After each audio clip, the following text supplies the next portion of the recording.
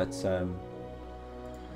get to business. We need to still make contact with the Empire. That's the only quest objective we have at the moment on this mission. Oh, you told him it's a DBS. Great. Excellent. Oh, you must be better than me, Clyde, by now, surely. A trained chimp is better than me. So we've got some new neutral units. We've got ourselves a Shamaness with a belt for a bra and hopefully a bra for a belt. At least that's what Jamal was clinging on to in terms of his hopes and dreams. No one used DLC here. No, this was of course back in the days where you actually got a proper expansion. And it was called expansion. And this one, Rise of the Elves, is a standalone expansion, so you can just buy Rise of the Elves and just play it.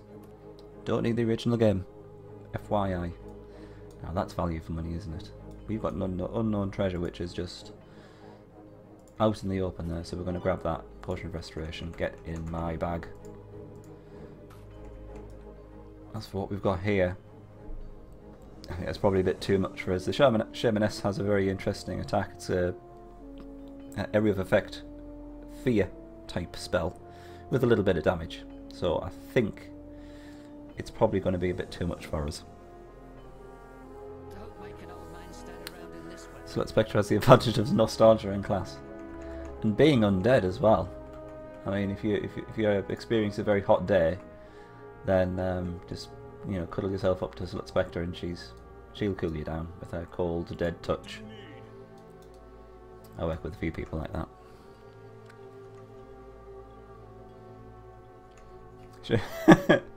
Shamaness is compensating for something. Probably the fact that she used to be a man, maybe.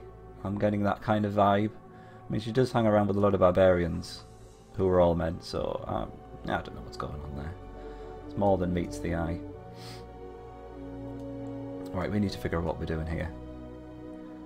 I might level up Clyde independently from Slut Summoner.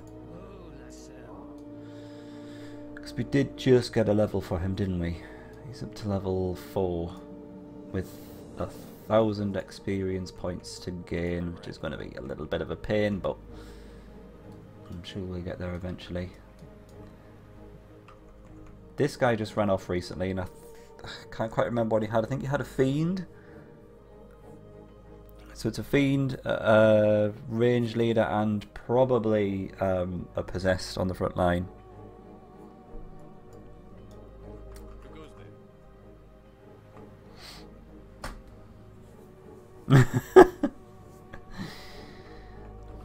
Wow. Chat's lively tonight, that's all I can say. Right, I'm going to do a bit of exploring. And I don't mean finding out what is hidden down here. What we can't see with the Shamaness. Not that kind of exploring. I'm not that adventurous. We're going to go up here. We've got a farmhouse, which is spine-tingling, let's face it. A thug outpost. We don't need to know the details, we just need to see your cash. That's the kind of thing that you'd expect to hear from the Shamaness, let's face it. $10 me love you long time kind of dealy bop going on there. I think I'm going to use Clyde to clean up some of this rubbish. The kind of rubbish we couldn't clean up because of the... essentially because of the Goblin Archers. We can't get to that back line with the kind of stuff that Slut Spectre's packing. But Clyde's the man for the job. He does 40 damage, these guys are doing 45.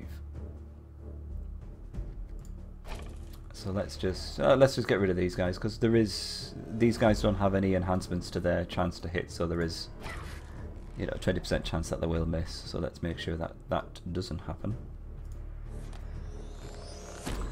I was going to say, if the Centaur goes first, I'm slightly tempted to just get him to defend, because he's obviously not going to take out the Orc the first time. Goblin does very little damage, so there's not much point in them attacking the Goblin, because they take a full damage from the Ogre instead. Orc, sorry. It's not Ogre.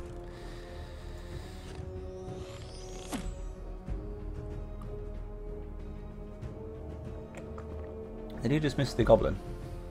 For shame. And was that you, Clyde? Did you miss already? We've been going for 5 minutes. No thief challenge. That's a fairly interesting challenge.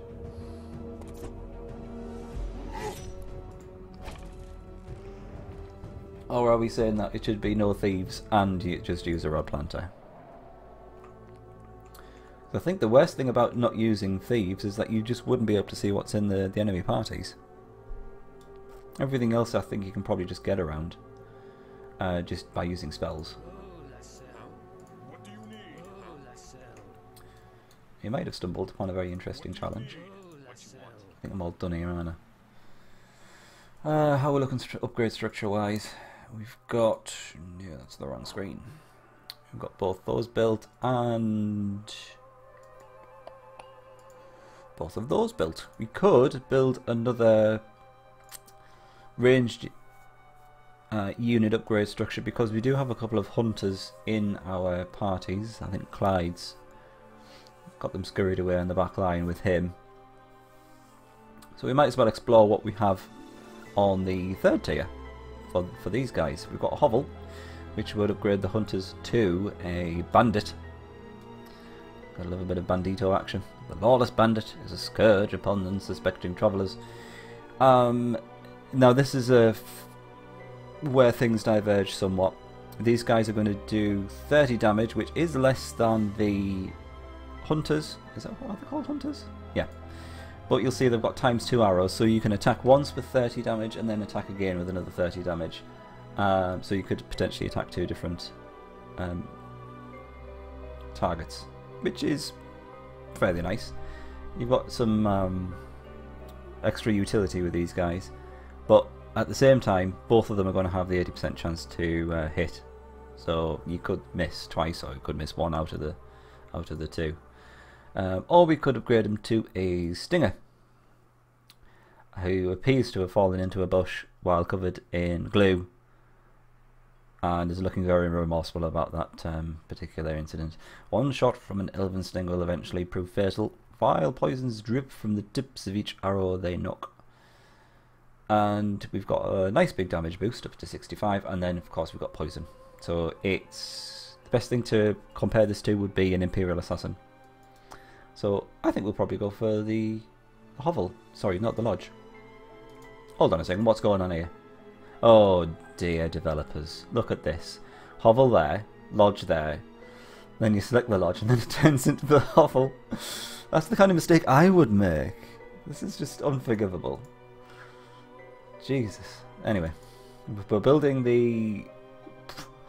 is it a lodge or a hovel? Should we just call it a lovel? There we go, we're building the lovel there. I'm ready. Absolute madness.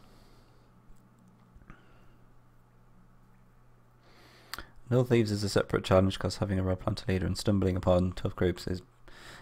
yeah, and then you've got the whole save scumming problem there. You could get around it by save scumming. Just do a quick save, check what's in the party, then just reload. I trend not to do a lot of save scumming. I don't think I have throughout this. I mean, it is just silly to, if you get to the final mission, then your main party, your main leader dies. It is just stupid continuing on there without just reloading, because you're just inconveniencing yourself greatly.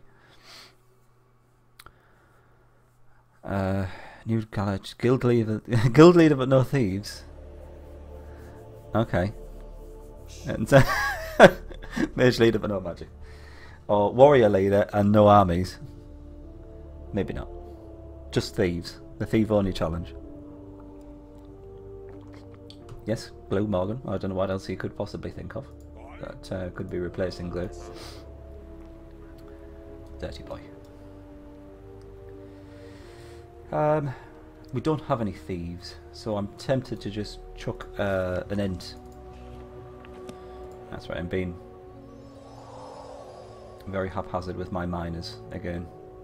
I mean, just look at the face of that. It's just horrifying, it really is. Deserves to die. Oh, we've got a giant spider. We know how to deal with these. We with it only having 35 initiative, we keep everyone on the back line. Oh, it's for summoner. Keep everyone on the back line, summon a unit in, spider kills it, and then the Centaur Strider goes for it. So let's get that party set up for that, and then I think we can go after the farmhouse in the next turn. I think we're all done.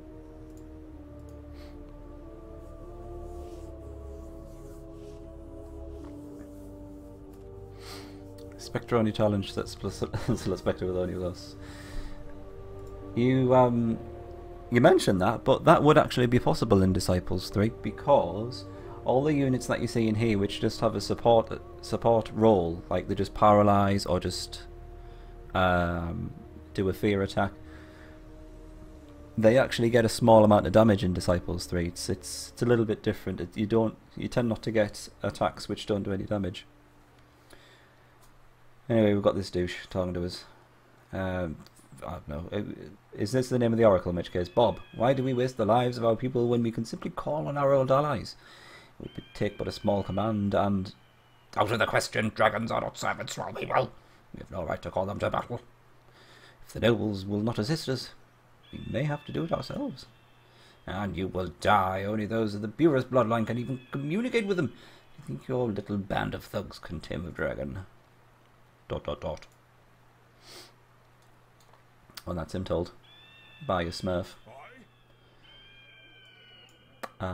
Centaur Lancer's looking very, very red in the face. Let's send Clyde back for some healing.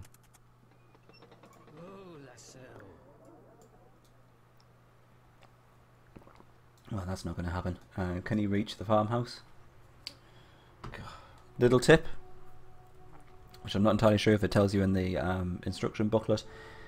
If we want to get to the farmhouse but we don't want to go through an enemy unit because for some reason it doesn't automatically ignore enemy units, if you hold down control and then click on your destination, it will take the route which involves no encounters. And that is something I had learned only just recently from I think it's Brian, who normally watches the YouTube videos, who mentioned that to me. So I've been playing this game for donkey's years and I only just managed to find that out. Right, what's this going on? You near the camp, my people will no doubt be edgy. Oh, so I would be... hold on a second, what's going on here? Is he talking to someone? You near the camp, my people will no doubt be edgy, so I would advise approaching slow. Woo. He's delivering us to our deaths. We won't go so easily. No, I arg. You fool, you have just started a war. Is that what you wanted to arrest that man? Gladly, milady. Right. I'm not entirely sure what's just gone on there. Let's have a quick look at this again. Oh, you near the camp. I thought you were saying, you near the camp. As if he was talking to someone. But no. So he said, you near the camp. Like, people will know that be edgy, so I've right. Oh, and then we killed him. Great. Which is a bit of a shame, because did he have some upgraded units? Or am I making that up? I thought he had some hunters, in which case that's just pure bullshit. Hi Deep, how you doing? Nice to see you. Clyde has just been talking about you. All good things, I guarantee. So we're down to 2 parties.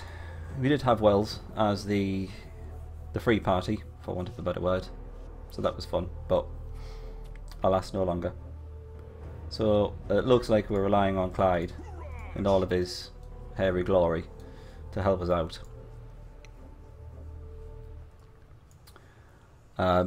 Deep, I believe, after speaking with Clyde, you're fairly new to the Disciples series, so if you need any pointers or advice, then just give me a shout or ask any questions. No question too small or too insignificant. I will try to help. I don't know where this rod plant is going, but it's not towards any of our mana nodes, so I don't think we've got too much of a problem going on there. It looks like we can do this based on the fact that this spider has the right amount of initiative, so we can keep on summoning Ents to face off against the spider, We want the Centaur Strider to wait. Spider kills the tree. We get a bit of a heal. And then the Centaur Strider strikes. Excellent. This should be it until the end of the battle. This works out quite well, actually. It's only for enemies with a very, very certain amount of initiative.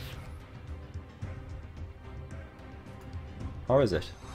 It's not really. It's only for enemies with initiative of 40 or less, I would have said. Which are a surprising number of very big enemies which normally contain a lot of XP for units.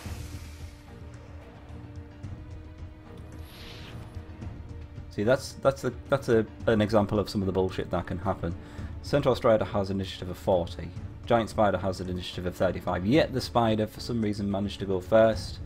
Probably because of this, the extra bit of RNG, which comes from the additional modifier which is added to the initiative at the start of every turn. That's happened again. Oh, we're missing as well. This is brilliant. You get to defend. Centaur Strider is attacking first for some reason. Okay. Oh, I couldn't agree more, Deep. There's been a fair few games that I've bought based on the fact that I've watched someone stream them.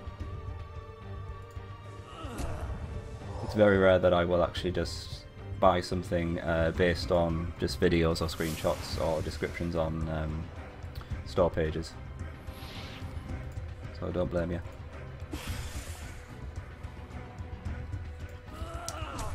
I'm trying to think if there's a demo of Disciples.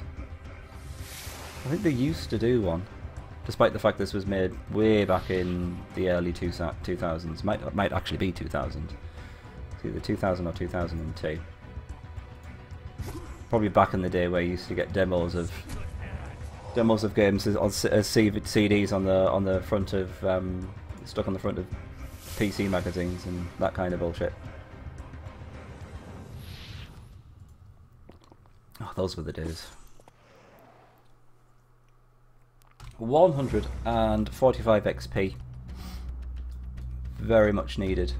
It's a fantastic amount. That's like 15% of the way to a level up for Slut Summoner. You get 254 gold and a rune stone, which will decrease any damage to the holder of the rune stone by 10%.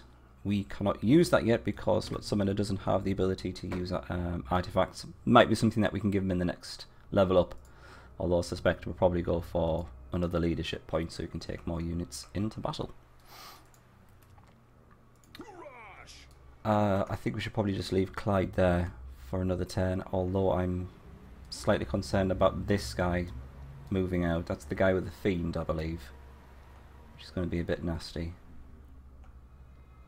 Tell you what I'll do. Do we have the temple already built? We do, so let's get a complete heal on that guy, speed up his recovery. Then probably get Clyde just to stand guard roughly around about here so we can strike at this army if needs be. We don't have to worry about that one, that's just a rod plant, so that's very easily dealt with. What was in here? A couple of Dark Lords and a Spectre. It's probably too much for what's his face to deal with, Slut Summoner. So let's end that turn and then see what happens.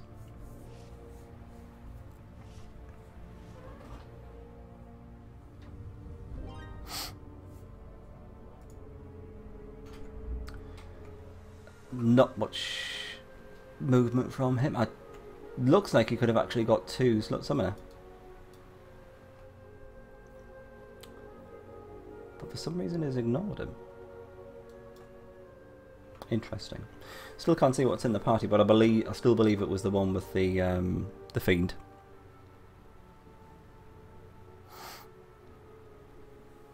Oh yeah, willing to take a bit of a punt on $2, and even then you can pay it, but you can play for up to 2 hours and then just refund, of course.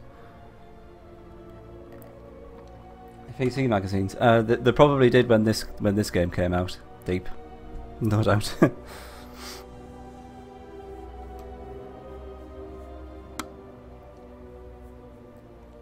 Yeah, well, that's true, and I think the whole scene has evolved to a point where people, given the choice of a magazine or someone literally just playing the game on stream, who are you going to believe more? Someone who just plays it with, doesn't really share an opinion, just plays the game, and then you can just see how it plays, and you can see if it's something that you'd enjoy, or a magazine which will probably try to force some sort of opinion on you. But I suppose that's what they were supposed to do. Clyde doesn't quite reach the range leader from the legions, but let's not forget we have a very handy spell in the form of Swift, in which case hasted units recover 30% of their movement points. We do have to research it first, so that's 100 growth mana to begin with, but then we can also cast it on the same turn, of course, so let's get that casted on Clyde. Restores a few movement points, doesn't need that many, just to get a little bit further forward and attack the Legion army. That's what we're up against. It's definitely the one with the Fiend. We've got the Councillor down here as well.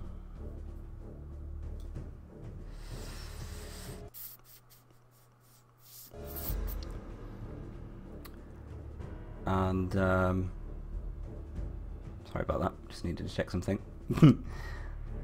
So these guys, our hunters, can actually, I think, kill the ranger leader because of the damage that they're doing. 45 damage each. Oh, you had to miss, didn't you? That's not so bad actually, because the only person who can actually attack our back line is the ranger leader. It's the centaur that I'm worried about. So maybe we can be a little bit more aggressive in terms of the front line. Maybe not. I want to see this guy go down. Nice. Just what we needed. That's a fair amount of damage to him. And he's been poisoned as well. It doesn't matter if we get him to defend. Even if he does, then he's going down.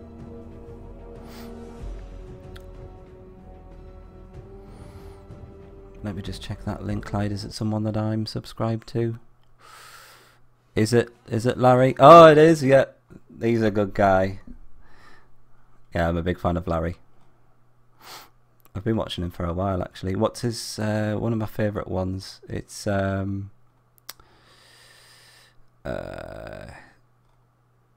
it's one of the ones where, I think it's the games that were cancelled just due to stupid reasons, and it was like, really, really ridiculous stuff. Yeah, I do like a little bit of Larry.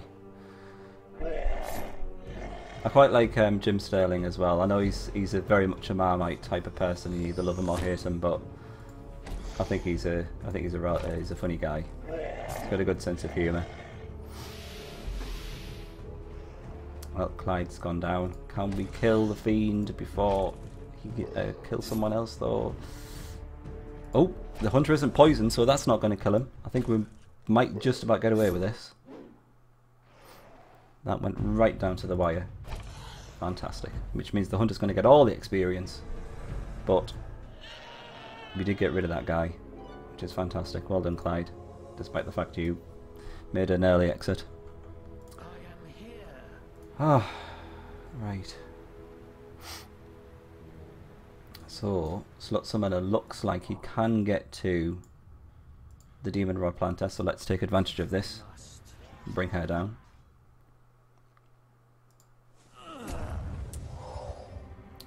It's fairly easy pickings, not that much to worry about. Is she going to stay and fight though? No, she's going to try and run.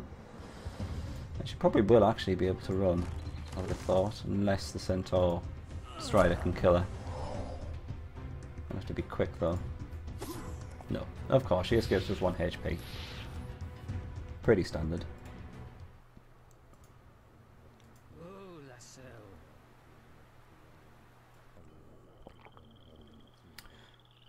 toying with the idea of getting another army up and running, just to give us a bit of extra reconnaissance and support to Slot Summoner. Yeah, I mean, I'm sure he's telling the truth, but some of them are just so ridiculous. You just have to think this is just, it's beyond the pale sometimes. But then you realise it's about the game, it's the game industry, and you just think that's probably about right. I'm wondering if it's about time we started collecting some different types of mana. We've got this Mind Ward, which we need Runestone and Life Mana for. So let us bring out another Slot Summoner. What are we going to call him though? Call him Morgan. And you can have a... Let's just give him that Adept. Why not? We've not seen the Adept yet. Just do a very standard magic attack to all units. Well, slightly faster than a mage unit. Normally you expect mage units to have an initiative about 40, so they're a little bit faster in that regard.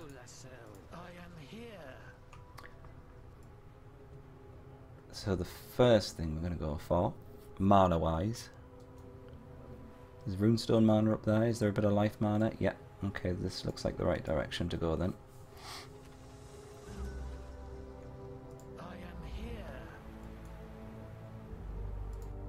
Clyde is in desperate need of assistance. I don't think we've got any... I mean, we've got a life potion, but I don't really want to use it. If I had any spare, then fair enough, but I get the feeling Slot Summoner may need to use that at some point. Goblin Archer, not a couple of Orcs. It's not brilliant. I don't think there's anything that we can immediately go for at the moment. We've got some mer people about. They're too quick. Those thugs. Might have to do a bit more reconnaissance first. Try and find us some slightly weaker units.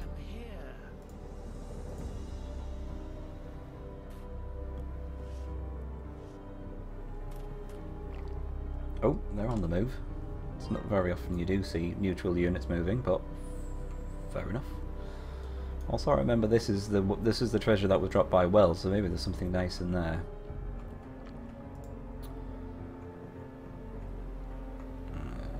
First of all, we've got to get Clyde to safety. If those thugs actually catch up to Clyde, they could quite possibly finish off that party. Which, of course, is not what we want to happen. But we don't really have any alternative options at the moment.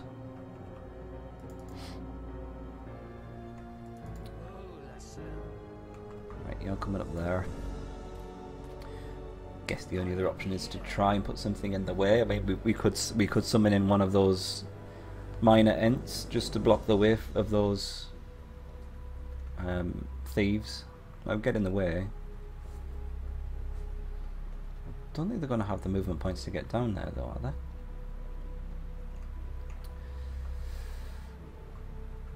I'm going to summon one in just in case.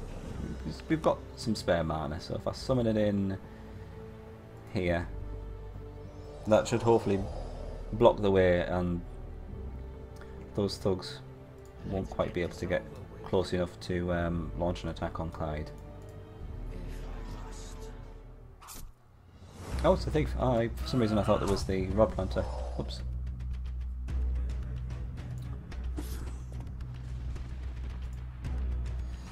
Should come out of this unscathed because of our fairly powerful healer now.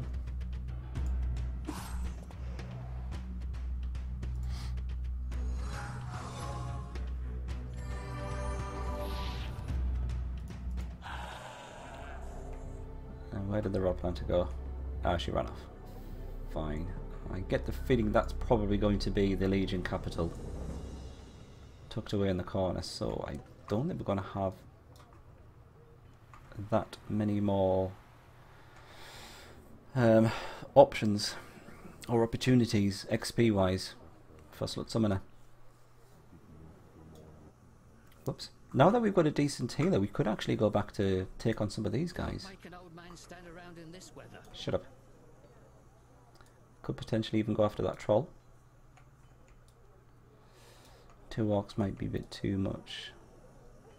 2 orc champions is definitely too much. Maybe the air elementals. The air elementals might go well actually. Can't remember their initiative, but our Grove Maiden will bestow elemental wards on any unit she heals. Can't quite remember how much damage these guys do though. Might have to check that out.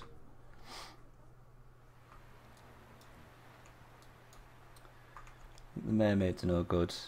They're not really an easy target thanks to their paralyze ability.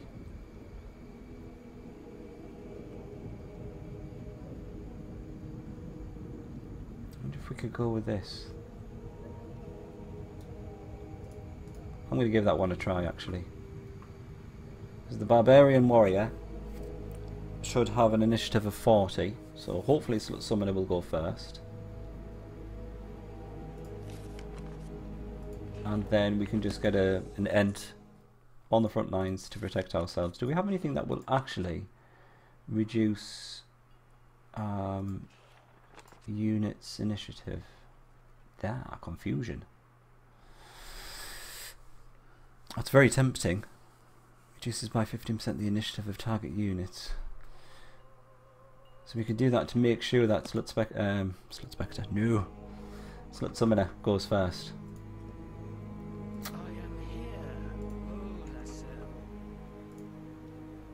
It's been a while since I've had to really plan out the turns.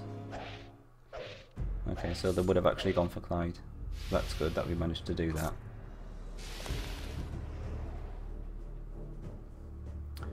And bizarrely enough, that was enough for the thug to level up. So there you go. So at least we managed to protect Clyde, because I think that literally would have finished off his party. Let's get this over with. I think we're going to have enough firepower to take down these guys. I think we should be fine. I think we're going to have to anyway, really, just so Clyde can make a break for it. So the Centaur Strider is going to take a lot of damage initially. And he is, of course, poisoned. But as soon as we get a tree summoned here, that's going to stop the Master Thug from attacking the Centaur Strider, and we can start healing him now. Sadly, the Grove Maiden can't cure. So, well, that's interesting. They went for the end. How strange. Okay. It's not what I was expecting. Yeah, so the poison is still going to keep on damaging the Centaur Strider, but now the only unit that can damage him is the Thug, so the actual damage he's going to be taking is reduced significantly.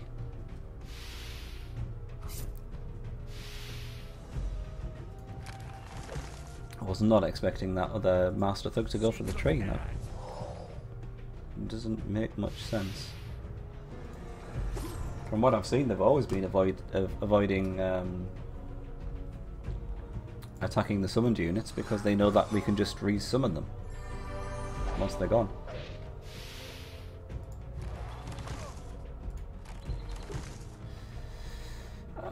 Do we want to bring this to a conclusion now? I don't think we do. We want to get potentially a bonus heal on the Centaur Strider. So let's get him to defend first. We will heal him. And then I think we can get a full heal on him.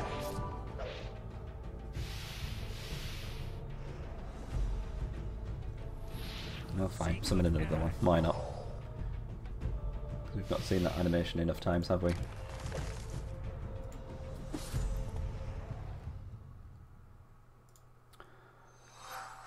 Great. Worked out well. For the grand total of 25 XP each. It's the thing I don't really like about Master Thugs. It feels as if you should get a lot more experience for the amount of hassle that they give you. But never mind. So I think we're potentially still under threat by this guy. No idea what's actually in that party. Let's get this over with. So I might just bite the bullet Oh, lasso.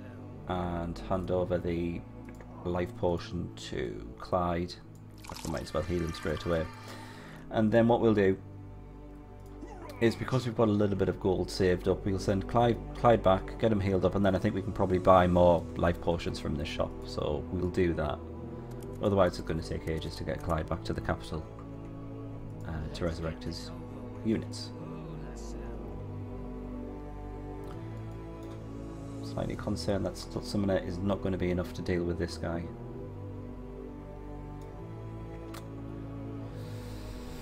Trying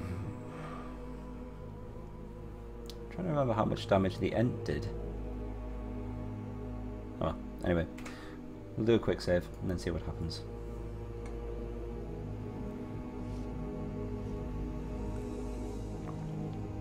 That's happened again. It looked like he had enough movement points to actually attack Slut Summoner, but just bypasses him. I'm wondering if they're just far more concerned with this unguarded treasure.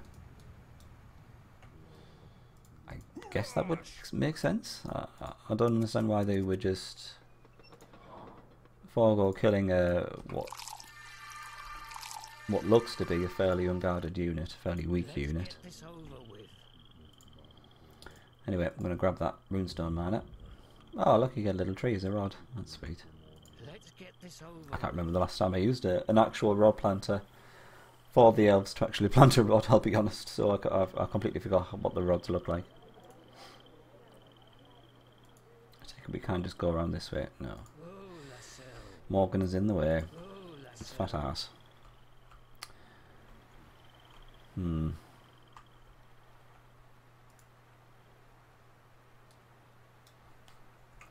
going to do another quick save there, then just see what happens. Maybe they will just ignore him to go straight for the treasure. Maybe they will try and get an easy kill. There's only one way to find out. What's it going to cost to heal everyone in this party? Probably a little bit too much. It's a bit on the pricey side. I might as well wait for a turn, get some natural healing, and that reduces the costs by about, what, 25 to 30-35% or something like that. And they're going for mermaids for some reason. That's really strange. Okay, fair enough. So I think what we were going to do is get confusion on these guys. So we reduce their initiative. So we know that the vampire, where did we get vampire from? The barbarian warrior definitely doesn't go first before Slut Summoner, so we get the summoned unit straight away on the field protecting us.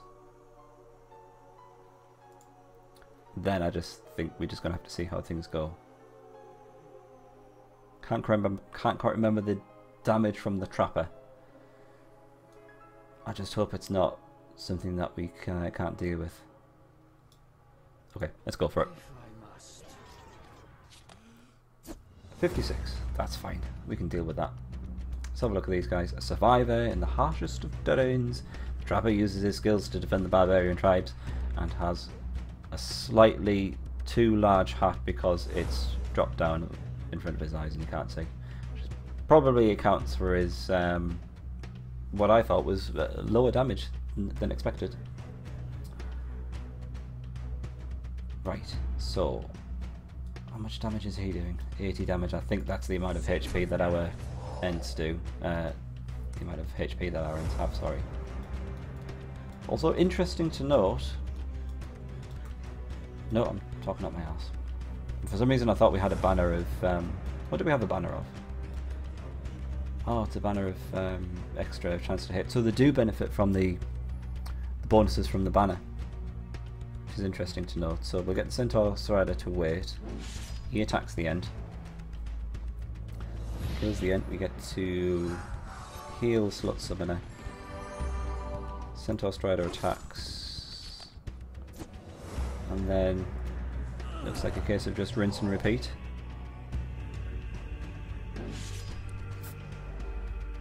Oh, I really hope we get to kill this Barbarian Warrior before... And we're probably going to have to use a mana potion, sorry, a mana potion. Potion of Restoration for Slut Summoner. Because we can't quite out-heal the damage that the Trapper is doing. Get you to wait.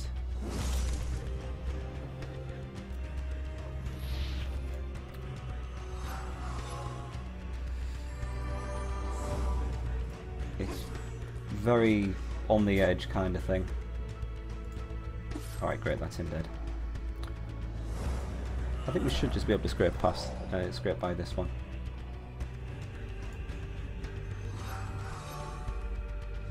The only downside now is that if we keep on summoning units onto the front line, our Centaur Strider can't attack. But at least we'll have 3 trees doing some damage. And then once we've got the 3 trees, we could just get Slut Summoner to defend. Thinking about it. Might even get him to defend now. Yeah, we'll do that for now. Then we can get some decent healing going.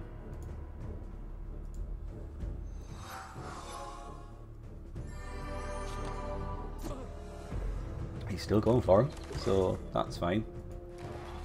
So he's only doing half the damage. Let's just keep you defending. But to be honest, this worked out better than I was expecting. It looks like we're going to get a full heal as well. Marvellous. I should have more confidence in myself. I thought it was going to go terribly pear-shaped. How much XP? 116, fantastic. That's just what we needed. Centaur Strider's not far off another promotion. Slut Summoner is 300 XP on the way to the 1000 that he needs for his level up. What do you need? I'm happy to pay that much to heal all these guys. Still leaves us with a hefty wedge. Because we're going to have to deal with this one at some point. So let's bring Clyde out.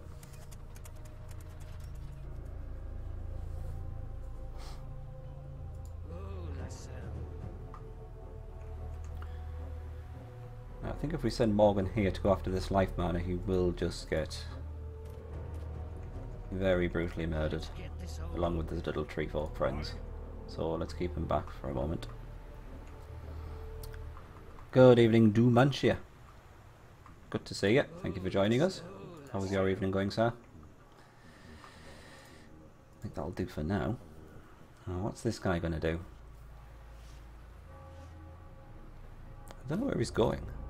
I would have thought he would have made a beeline for our rod planters. As in instantly go for them.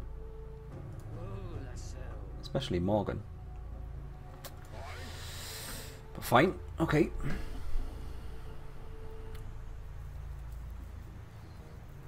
I can't imagine they have any more powerful units left in their army. So I'm tempted to go in blind on this one. I have faith in Clyde. Should I have faith in Clyde though? That's the question. Is it going to pay off? Oh! Oh dear. Deary deary me. Yeah. You're looking quite dead. That's a bit of a shame. Oh well. That'll be because they went after those mermaids. Should have took your life potions with you, mate. Easy kill for us. That's good. Okay, let's see if we can get our hands on this life mana now.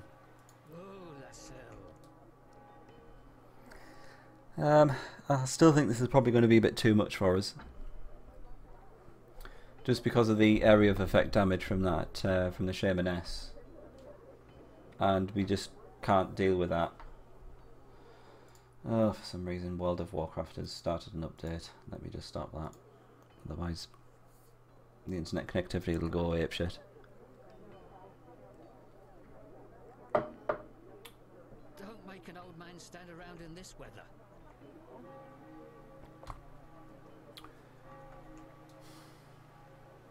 Barbarian Chieftain we can deal with,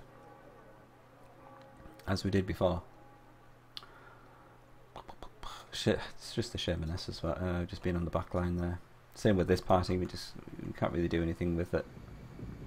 Don't make an old man stand around in this weather. Can't really do that much with the Merman either. And I get a suspicion that if we get too close to the Empire, they're not going to like the fact that we brutally murdered Wells. Although he was a lovely guy. What do you need? Something was just lost in translation, sadly. Let's get this over with. What do you need? Never mind. I mean, to be fair, I could hardly understand his dialogue, so God knows what the elves thought. So we've got this road planter back here, probably need to take care of that. We've got yet another ranged leader from the legions on the way. They're pumping them out like it's going out of bit, like it's going out of fashion. So let's take care of this one for now. Fuck, I'm going to skip it. Let's get this over with. Might as well take this life mana now.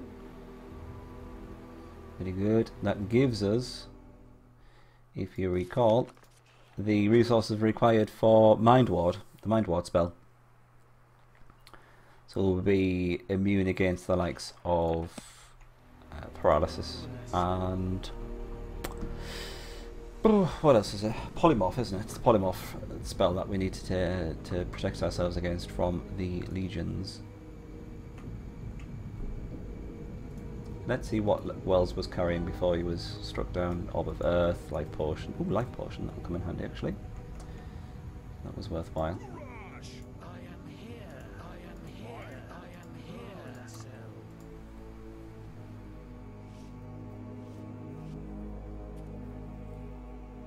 Alright, fair enough. Still not going after our planters, which is very interesting actions from them. Oh, we could have our own thug.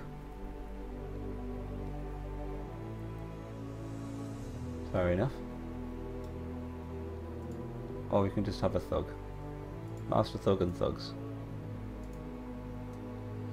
Fair enough. I'm not entirely I wasn't entirely sure what to expect from a thug outpost, but I think I probably should have just been able to guess from that.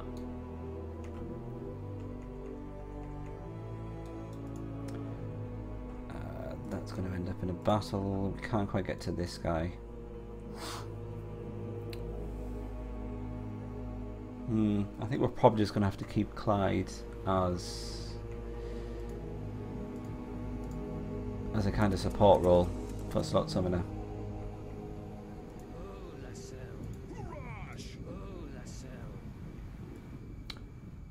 Don't actually think we've got any more mana to collect. I don't think we need death mana for any of our spells, so it's probably a waste of time and effort going after that. But we need it for distraction. Enchanted units have 20% less chance to hit. Which is, it's not bad. I mean, if we don't have anything else, I guess we can send Morgan over there to get some of that. What do you need? I am here. Get some of that death mana. It's probably going to anger the legions because they've got a rod there already, of course. But I don't think we're on speaking terms at the moment anyway, so let's go for it.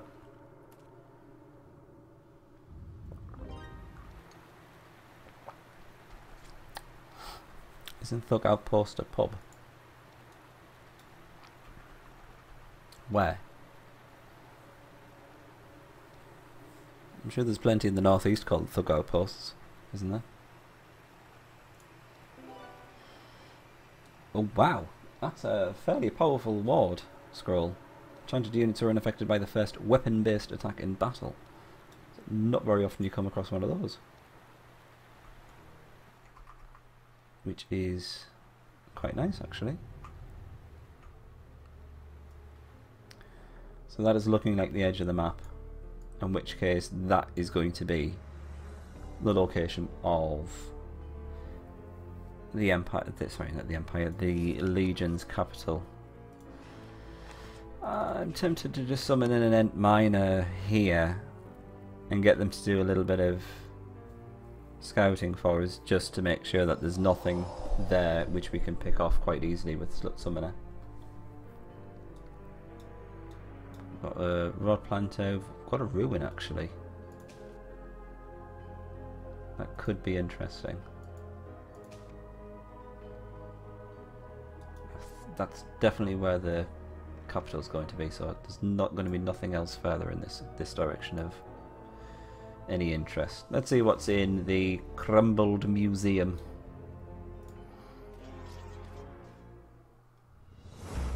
More intriguing air elementals. It's the second time we've seen air elementals in this mission. Air elementals serves elementalists who call them down from the planes of air. You don't say. Alright, so they do 30 damage.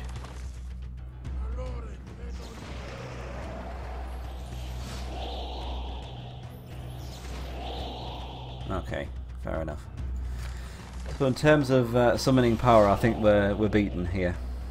There's no way our summoner can go up against an elementalist, because the things that the elementalist summons do range damage. So they would probably go for our summoner, finish him off. That might be a worthy opponent for Clyde, though. Let's get this over with. What do you need? So we're going to have to figure something out for that.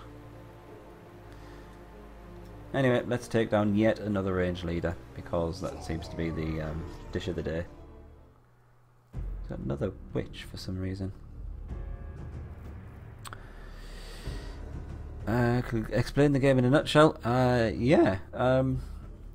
In a nutshell, it's a turn-based, squad-based combat, high fantasy game with what I think is a lot of replayability. You've got I'll try and play it as I'm explaining. I'm not very good at multitasking, but I will try. It's got 4 very, very distinct races. Let's get rid of you. It's got a very in-depth tactics type combat system,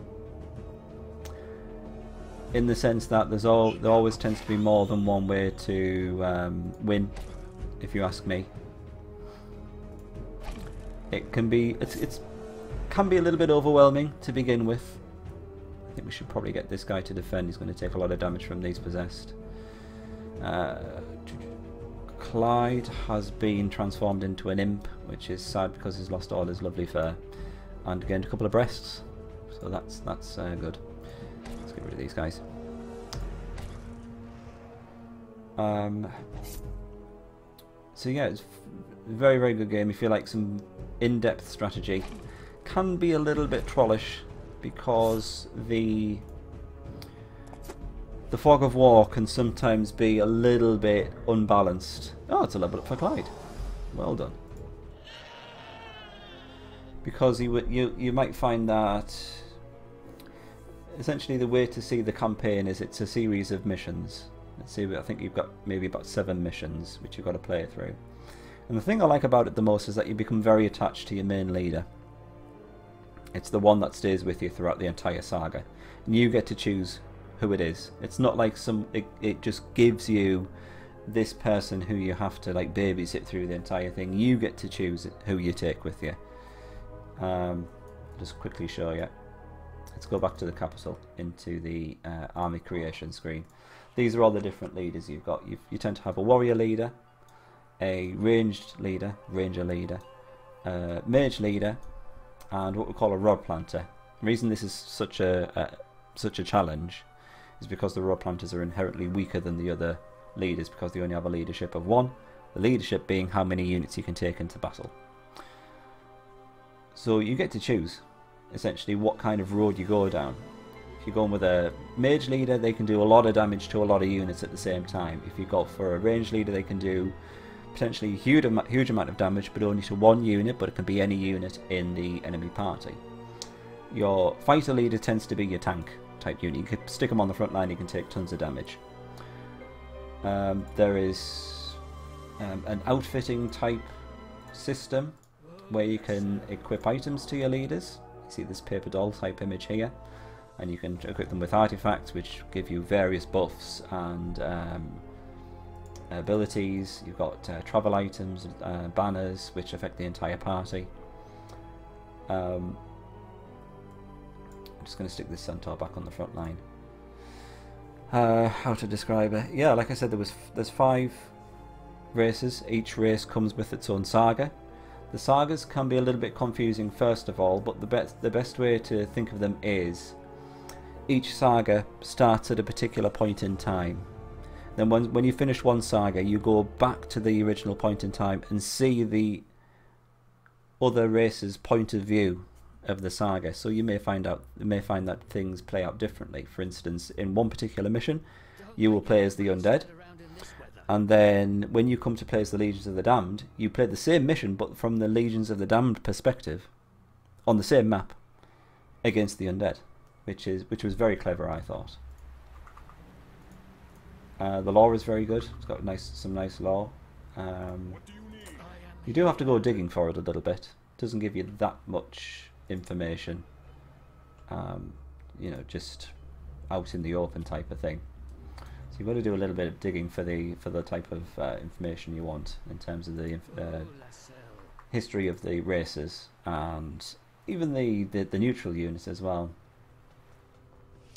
Speaking of neutral units, there's a huge amount of variety with neutral units. There are probably as many neutral units or as many types of neutral units as there are types of units affiliated with the factions.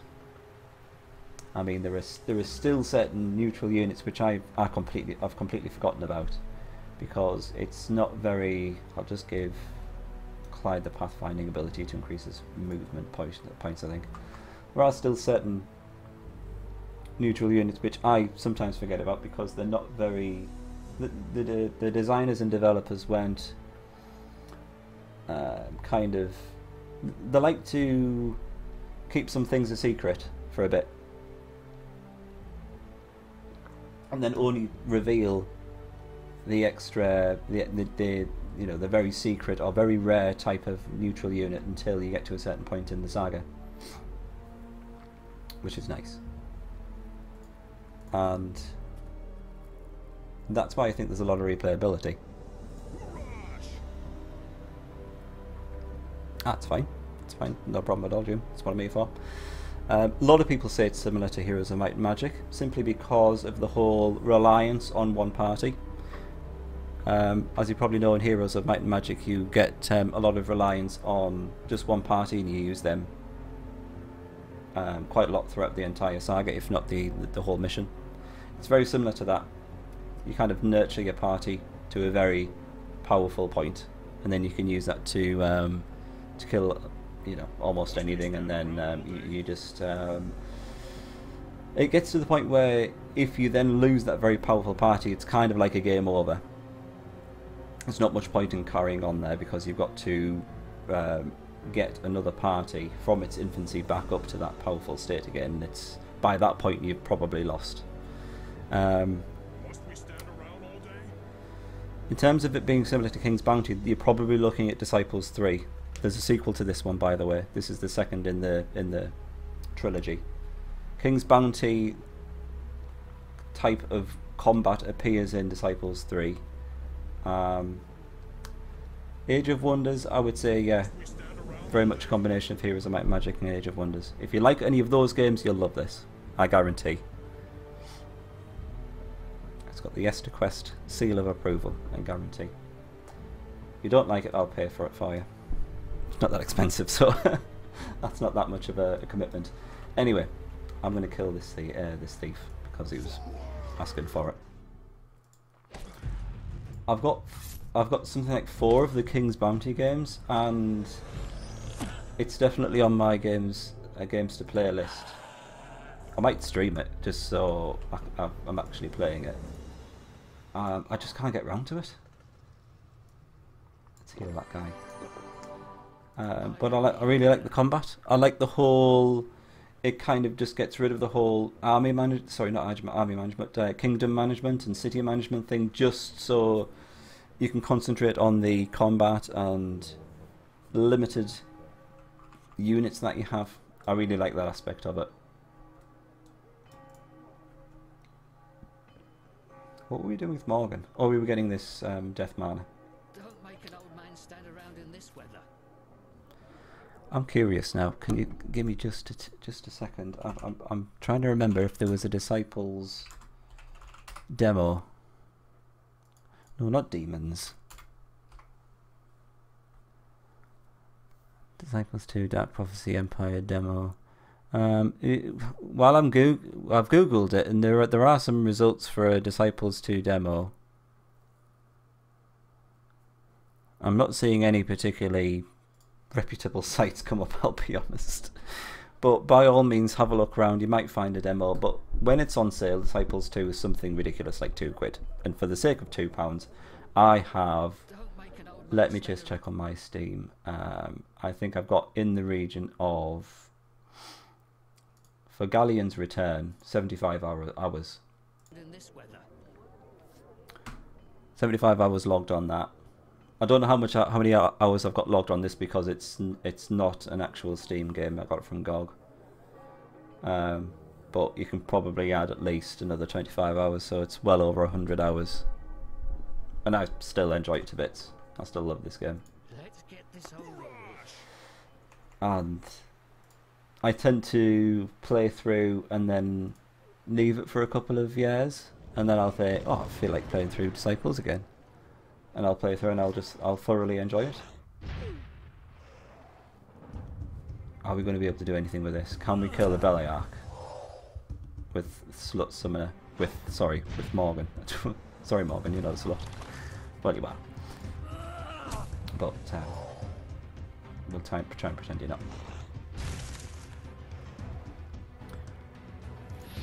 I'm not using the auto resolve because I moan about the auto resolve facility every stream. I'm not doing it this stream. I'm just going to say I'm not using it.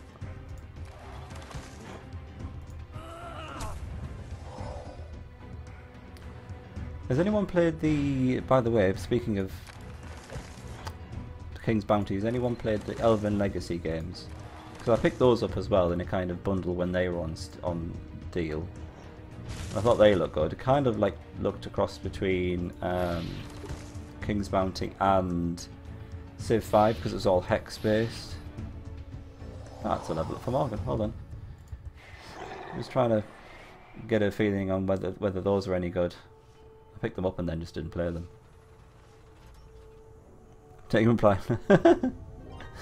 I'm sorry. You're a slut of the highest caliber. I'm going to increase your movement points there, Morgan. So well done to you. What are your thoughts on them, Zoom? Because I've got about 4 of them to play through, and I played one of them, a couple of missions in. The only thing I didn't like was the turn limit on the missions. Now, I'm the kind of guy who likes to really take his time with things, which is why Disciples is perfect. There's no time limit. Sometimes you get a mission where there is an implied time limit. You've got to stop someone from getting to a certain point, so you're on a bit of a timer there. But with Elven Legacy, it was just like you've got to do it in 12 turns, but there was no reason why you had to do it in 12 turns. Also, welcome back, Clyde. Sorry about your internet dying. You've been doing very well. You're still alive, and you even leveled up. So well done you. So that's the only thing that that's the complaint I had for Elven Legacy. King's Bounty, of course, you can take your time with. Any game that you can take your time with is A-OK in my book, which is why I love Fire Emblem so much. I can sit there and spend half an hour on one turn, Must we stand around all day? just while figuring what to do. Actually, Doom, have you looked into Fire Emblem? If you like those kind of games, you want to get yourself on Fire Emblem. That's fantastic. It's great fun. Also, thank you for the follow. That's very kind of you. Hope you're enjoying yourself. Make yourself at home. We've got another ranger leader Must we stand around all day? popped out from the Legion's capital. Let's get rid of this little sack of shite. Looks like the standard setup. Nothing much to worry about. Might be able to kill him in one turn. Oh, he's running off anyway, so I think we can just do an instant resolve. Oh, fantastic. So our hunter promotes to a stinger, gets a poison aspect to his attack, and our centaur lancer upgrades to a centaur stride. Clyde is doing very well for himself.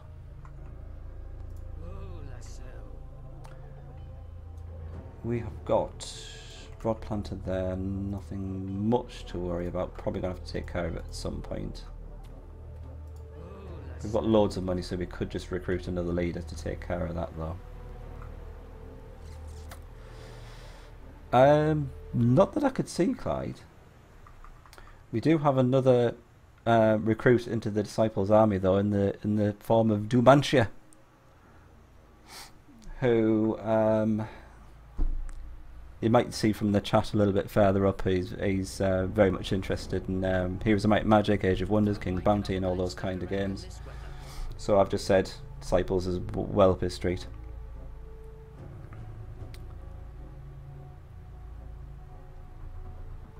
Yeah, I saw that, Doom. So I like the whole fact that you can get better rewards if you do it quicker.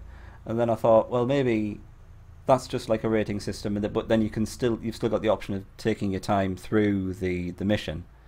And then I think I went through and I think I exceeded the number of turns for bronze, and then it was just like game over. I thought, well, what the fuck? There's absolutely no reason why there's a turn limit on here. I mean, if there was some sort of implied threat which was coming from the east, and you know, if you didn't get it done in, you know, a certain number of turns, then we're going to get overrun, then that's fine. But it was just like, we need to do this. If we don't do it in this number of turns, then it's game over. Like, what? That doesn't make any sense. I know games sometimes just don't make sense, but it didn't seem in keeping with the type of game it was. I mean, most tactics games don't really give you a time limit or a turn limit, from my knowledge anyway. I'm sorry, I'm waffling on and I'm trying to figure out the next plan of action about who to go for. I think it might be this troll. I've got a feeling that trolls have an initiative of 40, in which case we can do our usual cheesing of summoning in a tree to take the hit from the troll. We'll give it a try anyway.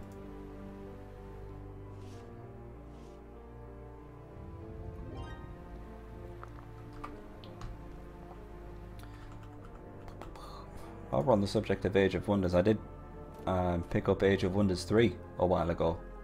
I need to play that as well. Probably play that on stream.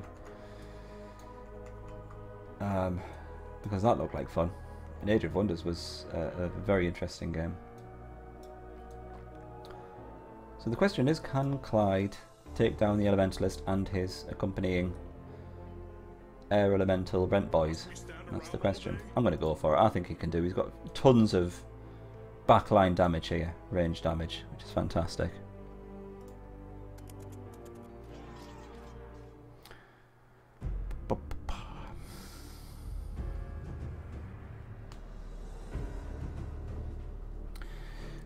You don't like System won't enjoy Fantasy Wars. I remember seeing Fantasy Wars and I thought this looks very similar, and then I realised it's made by the same people, isn't it?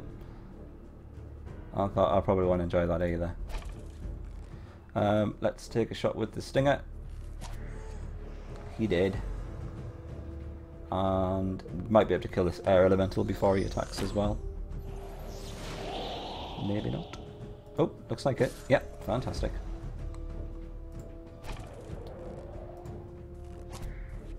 There he goes. 74 XP. It's quite a lot of XP actually. It's more than I was expecting. Probably because the Elementalist is a tier 3 unit. 120 gold, and the Dome of Earth. The leader equipped with this item is unaffected by the first Earth-based attack in battle. That's a load of shit. But at least we can sell it. I'm really not a fan of those tomes.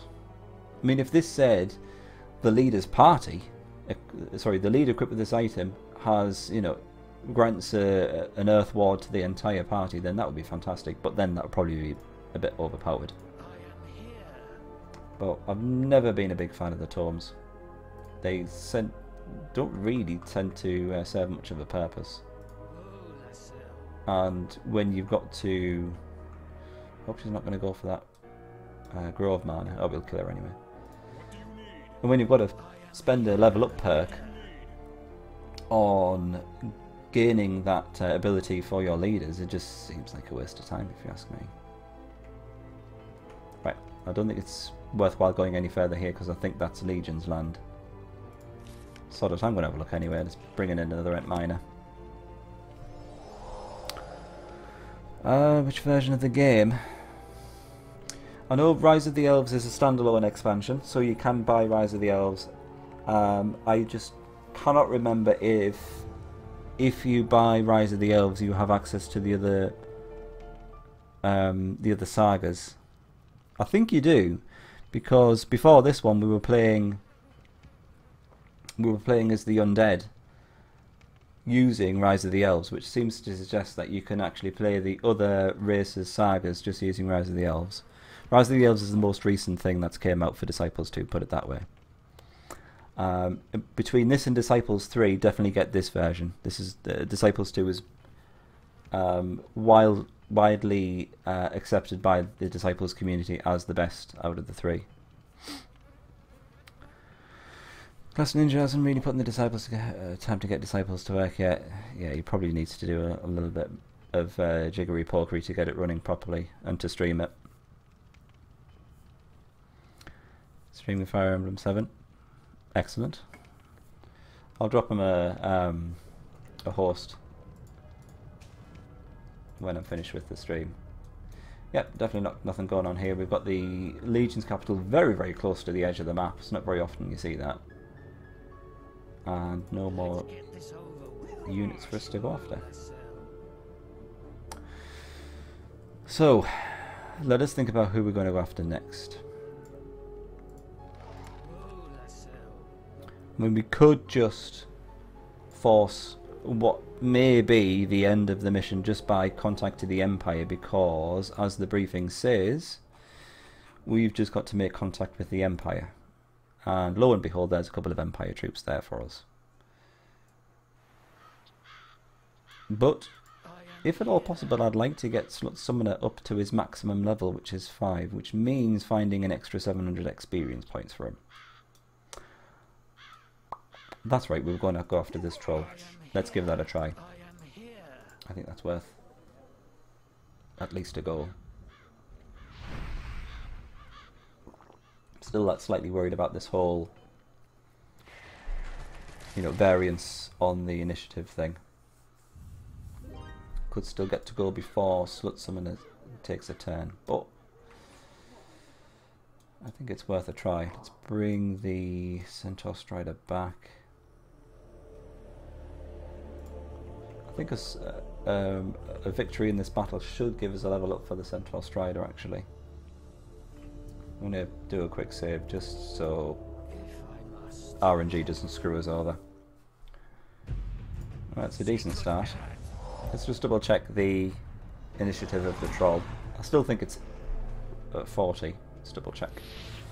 40 initiative, 120 damage, so he's got the power to just one-shot the Grove Maiden, maybe even Slut Summoner. I mean, he does have a 10% damage reduction, so that would potentially kill him in one shot, so we're going to have to be careful, I think.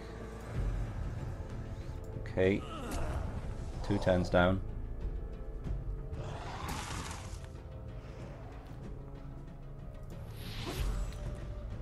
a feeling I'm going to come a cropper one of these turns.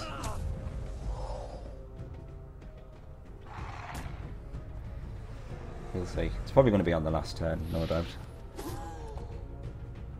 Which is fine, as long as he goes for the Grove Maiden. I just desperately want these two units to get some experience.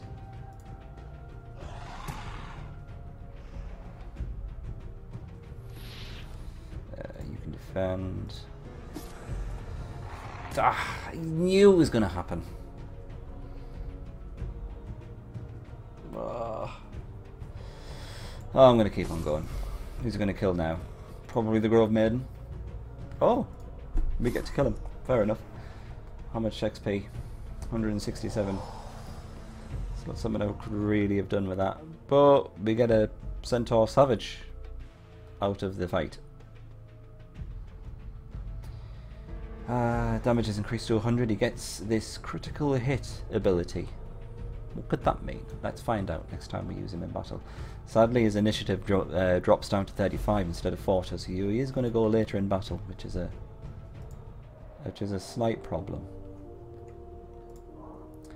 And of course, we picked up another life potion, didn't we? The one that Wells got squirreled away.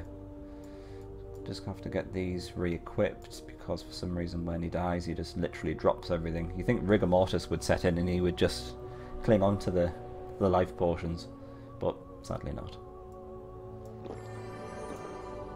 What do you need? Right, there we go. Oh, Clyde, what are we doing with you? I think we can take this city with Slut Summoner. City of Gusson. If we put the Centaur Savage on the top, kills the Orc very quickly, then just keep on summoning the trees at the bottom. That should work. I'm going to grab me some death mana. There we go. I am here.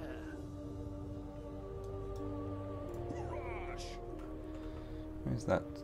There we go. We've got a rod planter there. Let's get rid of them. Oh wow, Clyde, you've got an idea for 2 Fire Emblem challenges. Number 1 is much harder than number 2. Number 1, no melee weapons, using only units that are required to bring into the mission. With ranged weapons or none on units who use ranged. So we for number 1, can we just choose any? Number 2, no ranged, only using weapons that attack at own range. Must we stand around all day? I'm quite intrigued by number 1. So when you say no melee weapons, only units that are required to bring into mission. Oh, I see. So we can only bring ranged units into the mission. So we can't just bring Oswin and just unequip everything. 6 hours? That can't be right, surely. Must we stand around all day? I am here. Let's get this What do you over with. need? Anyway, I'm pretty sure this kind of represents these bottles actually sellotaped to his hands and sellotaped on. Also, the banner is actually stuck in his back, so that wouldn't fall out. And your boots just don't suddenly fall off when you die, do you? What do you need? I am here. What do you need?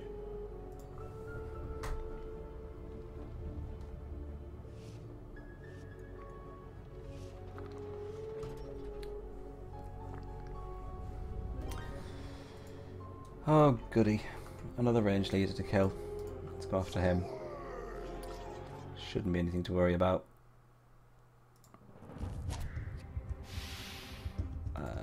Yep, that's looking fine now. Yeah, they're going to run off, so let's do an instant resolve. I think they did manage to run away, but that's fine. The leader is dead, so they're not going to be moving anywhere soon.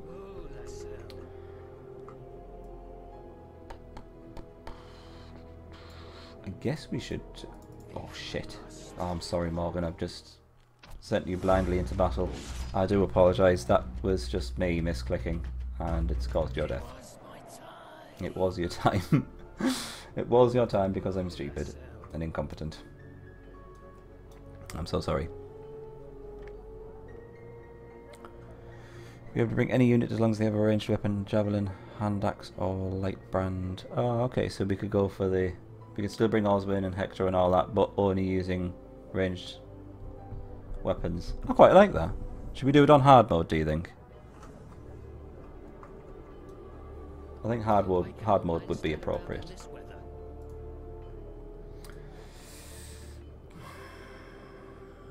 Should we try and take Orbuk? I'm feeling a bit frisky. I think we can do this.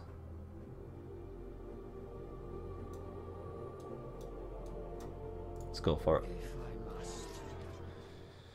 We're getting that desperate for the XP. As soon as we get a tree summoned in here, the orc has to go for the tree. The orc can't reach over and attack the centaur savage. Needs to attack the unit in front of it. He is dead. See, critical hit there? I'm not entirely sure what that meant. It was some sort of bizarre equation. That's right, it was an equation. You know it. I'm trying to remember what critical hit does. I think it adds an extra 10% onto the attack of the centaur savage. Let's double check. The centaur normally does 100 damage. Let's see how much damage he does to the orc. 90 plus 5. I have no idea how that's worked out, I'll be honest. Anyway, critical hit is just it might just be a random amount added on to the damage that the particular unit does. So, go figure. It seems a bit strange. Maybe it's just always an extra 5 damage, which seems a bit strange. Let's get rid of these goblin archers. At least we're able to heal through the damage that the goblin archers are doing to summoner, so that's good.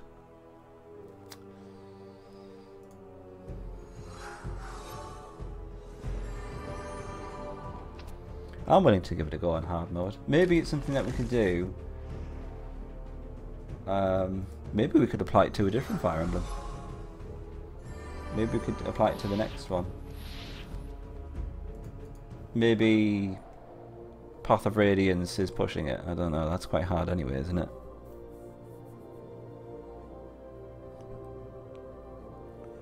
You have a class changed at level 3 Florina. Well, you're doing better than I did, using it Florina and Urk. Only a little bit of arena grind. Yeah, you've got to have a bit of arena grind in any playthrough. I think it's mandatory.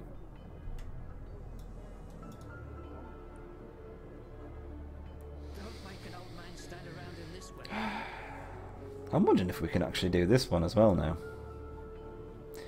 The goblin archers are not as much of a threat now to us.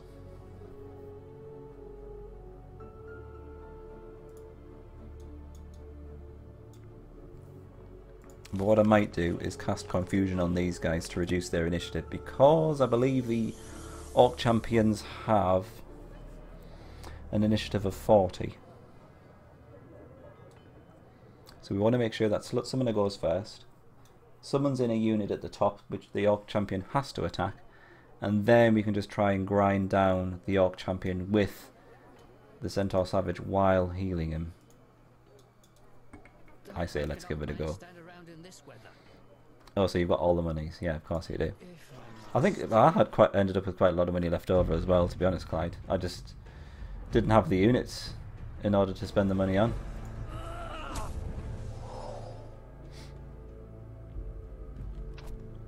So he's going to keep on going for Slut Summoner. That's fine. He can take a fair few shots from the Goblin Archer. This guy should hopefully go down in 3 hits. He's going to do a fair amount of damage to the Centaur Savage, but we should be able to heal through most of the damage.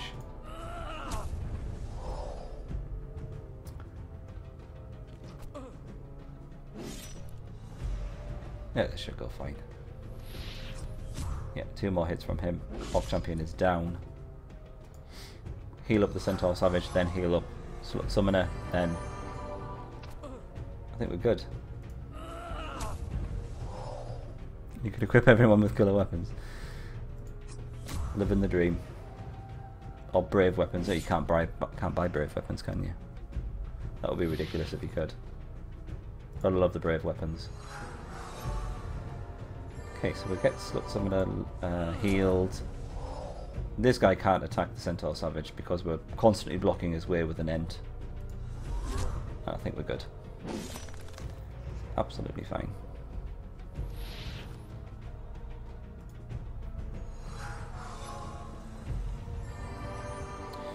Yeah, that's a problem that you always find in Fire Emblem games, isn't it? And it's so tempting to use them because they're always fairly nifty, let's face it. And then you realise you level them up far too quickly and you can't use them after that because they just become a bit of an XP sponge. You're much better off, you know, kind of pacing it out. So the first time you play a Fire Emblem game, it's very much a guessing game, trying to figure out when the lords are actually going to level up, promote, sorry.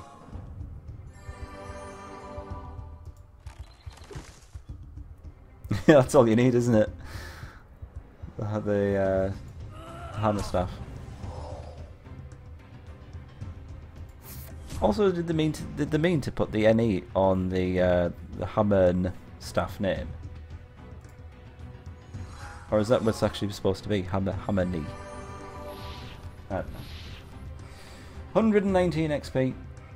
Excellent. This pleases me. I am still not entirely sure what we can do with the Goblin Elder. Having thought about it, he does attack with fire. So when he does attack and then we heal, the Grove Maiden actually bestows wards. So she'll bestow a fire ward on people. Don't make an old man stand around in this I might give that one a go as well. Let's get this over with.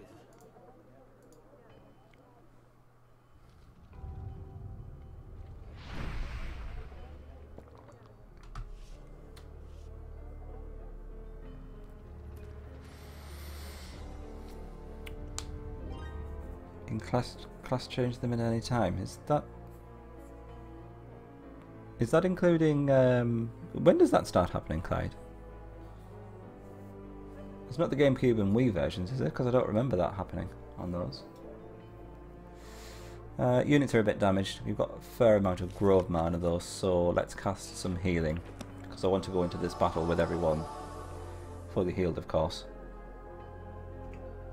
It's a hammer with an 8. Of course it is. It's the femur of some wild animal. Is there any reason why they actually went with that name? Haman. It just seems a bit odd. Anyway, we're up against the Goblin Elder. This guy's going to do 40 damage to all of our units with the source of fire damage. Not a huge amount of damage. We can heal through that. Fairly low initiative as well. So I say let's just try and get through this goblin as quick as possible. It's a lot of damage. But the beauty of the Grove Maiden is, when she heals, she will give that unit a fire ward, which means that the next source of damage, next source of fire damage, sorry, will not cause any damage to that particular unit. So you'll see warded there, which means that she doesn't have to heal herself in the next turn, so she can concentrate on Slut Summoner instead, who then gets a ward. So it's got a nice knock-on effect. I do love the whole bestowing of wards on units, which is probably why the Grove Maiden has, you know, a smaller healing amount in comparison to some of the more advanced healing units of the Empire. Should probably heal the Centaur Savage. It'll probably save us the most money. Get rid of you, and 66 XP. That'll do for me. What do we get? Is there anything in the city? Ooh, Talisman of Venom. Inflicts 30 points of poison damage in battle. Can he use talismans? No. Might be worthwhile investing in the talisman ability for Slut Summoner, so we can give him an extra source of damage.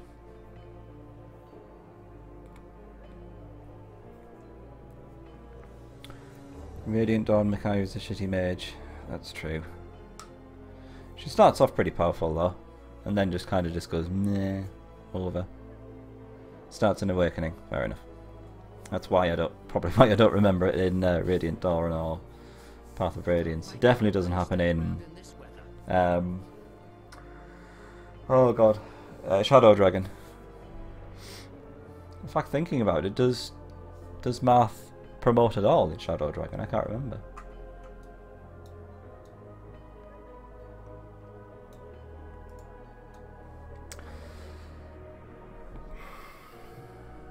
Do you think we can kill these guys?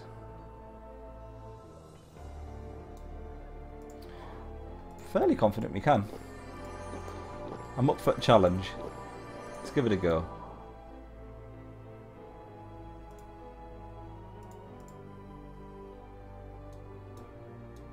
I think we can.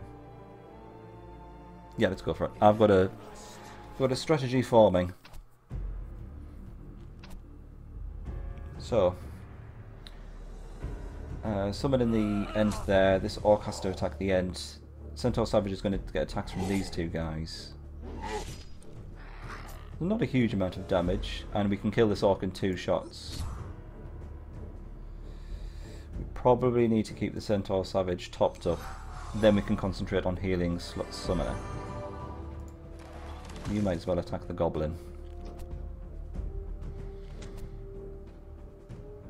Should probably heal Summoner in the next turn actually, because the Orc will be going down in this turn.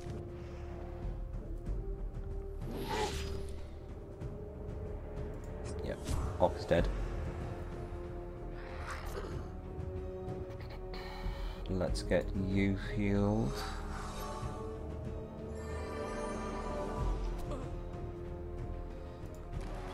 Goblin is dead. I think we should be done with this. What time is it? About 10:05. I'd quite like to get this mission done in this stream. We're definitely nearing the end, so I can't see it being a problem.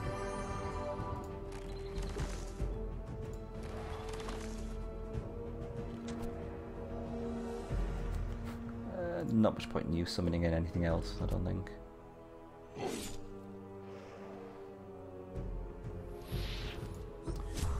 You are dead. Let's top up the Centaur Savage, I think. Then we can just concentrate fully on the healing summoner.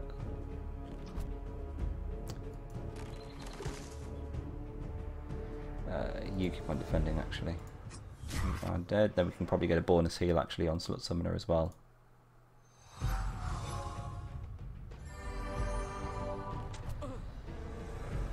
Yep, this looks good. This looks very good. Not a huge amount of XP, but every little helps. Probably be around about 60, 70 XP. 67. Too good, you see, I've been playing this too long. Obviously. Bit of a sad case, I know. Never mind.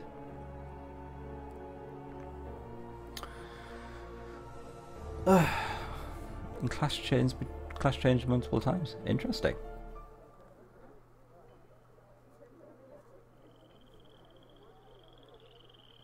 Wow. So despite all that you've said there, Clyde, it's still very difficult as well. The difficulty is still one of the highest in Fire Emblem games, because all that stuff sounds ridiculously overpowered. Although I'm assuming because they put that in, they've upped the difficulty of everything else to correspond to it, no doubt.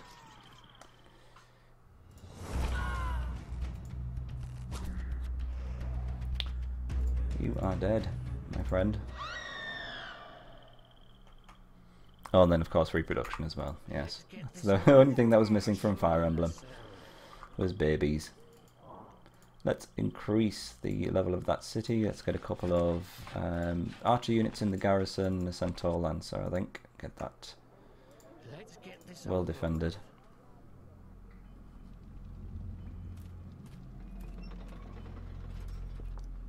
Is it Fates which is the most difficult in terms of the ones on the 3DS?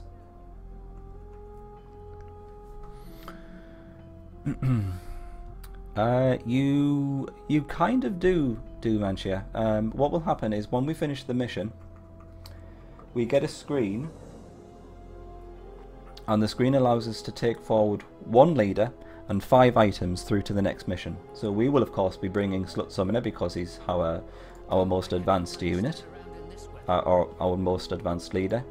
So the main thing you want to do is make sure that 1 leader is kind of increased to the maximum level, because there's always a maximum level for the mission that you're on. I think it goes up like 3, 5, 7, 9, 11, goes up in lots of 2.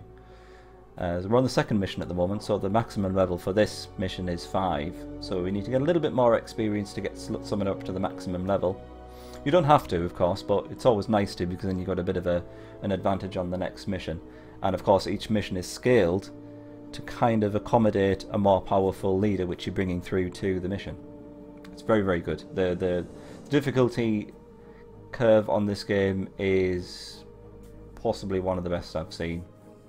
It gets a little bit too much of a maybe a little bit too easy towards the end, because you can just steamroll everything with your leader, but there is still the odd challenge there.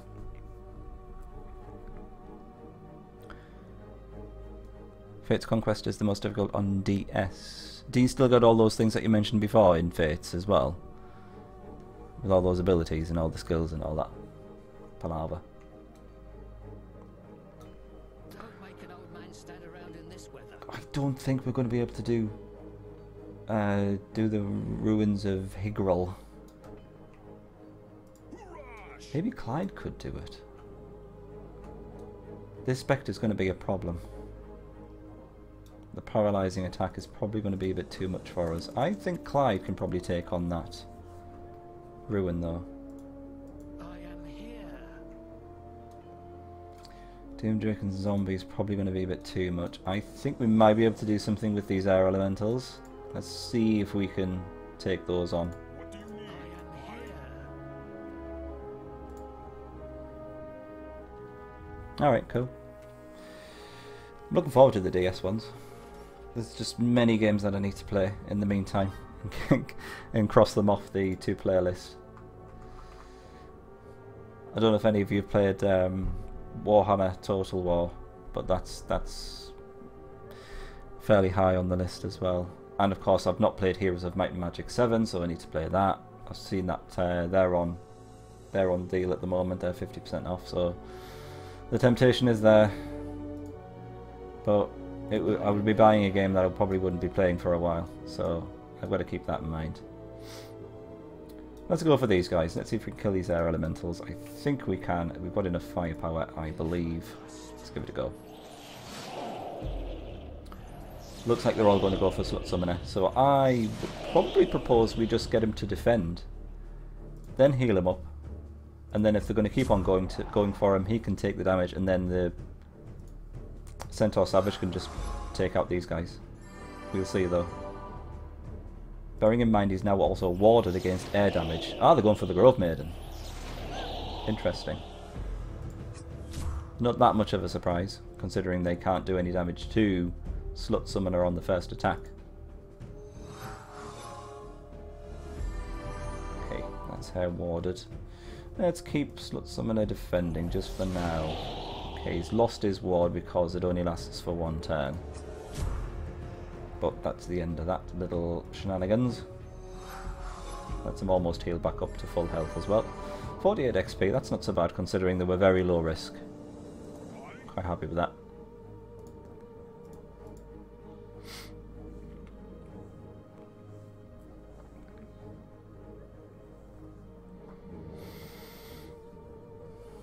Oh wow.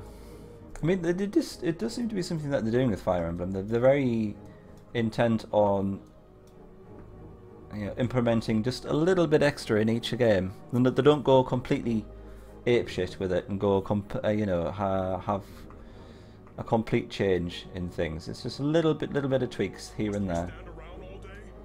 That's what I like about it. They don't do anything too drastic. I'm confident in Clyde's abilities to raid this ruin. I think we're good. So the Spectre will paralyze. You obviously don't want that to happen. When he has 90 HP, is that going to be enough for us to take him down? I think so. Combination of Clyde and the Hunter can take him down, so we might as well use the Stinger to have a go at one of these Dark Lords, because they're susceptible to poison, whereas the Spectre isn't. Fantastic, there we go. It's a lot of damage to the Centaur Strider though. Might have to use him to attack. Let's do that. You can do that. We're probably going to lose the Centaur Strider, but everyone else should survive. Let's take a little bit of health off this guy. The poison will finish him off. So he's going to die, but this guy will survive and kill the Centaur Strider. But then we can finish him off quite easily. No, he's going to miss. And then we miss. The tension is killing me. Alright, we're fine. Okay, great. Another Stinger on the back line with Clyde. Fantastic stuff. What do we get though from the ruin? A little bit of monies. 164 gold and 12 Embracer. Nice. Leader equipped with this item inflicts 10% more damage in battle. Completely useless for Spectre because it doesn't deal damage in battle. But still a nice artifact nonetheless. Fantastic. Let's bring Clyde back for some healing.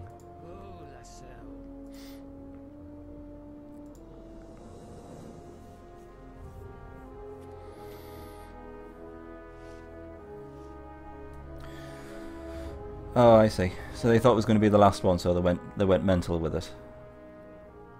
And then it backfired. I love it when that happens. You can have Lint in Awakening as well as dozens of other units from various fire emblems. Is that like built in or is it hacked? Ooh, really? Wow.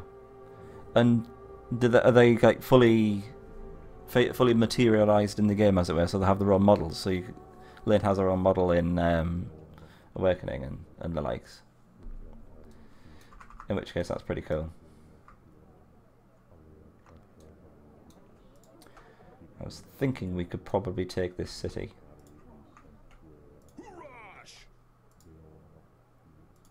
Whoops. That was very silly. There we go. We've got quite a lot of gold, so let's improve this city even further. Let's get another scout on the back line. Don't know where this guy's going to go. Looks like he's going off in that direction, which is a bit strange. So let's get rid of this thief for now. You can just defend. You can kill him.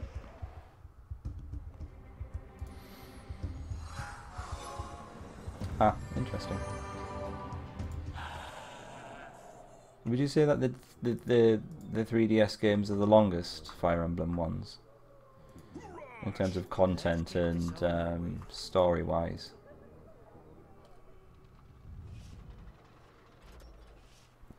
Because that seemed to be a trend that I noticed. That as you go on, the campaigns or the stories or whatever seem to get longer and longer, to the point where the Wii and the GameCube ones are quite long in comparison to the Game Boy Advance ones, in my opinion anyway. Could be wrong. Right, let's bring the Centaur Savage to the top. We want him to get attacked by the Orc, preferably because he's going to do less damage than the Orc Champion.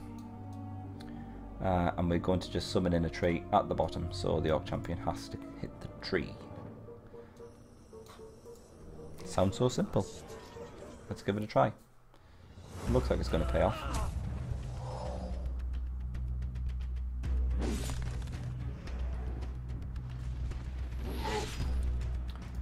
That is almost the amount of damage we're healing every turn. So this looks fairly straightforward.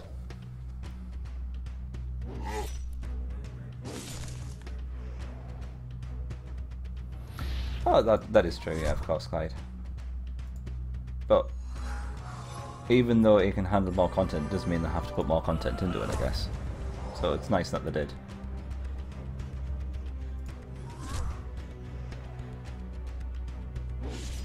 I always feel like you get money, more value for money out of strategy games. Maybe that's why I like them, because I'm a bit of a Scrooge. I always like getting my money's worth, and I always feel like you get tons of replayability and value for money out of strategy games. I feel like it's something that you can. It's always something you can apply lots of different tweaks and challenges to. You know, try and play it through differently in different styles.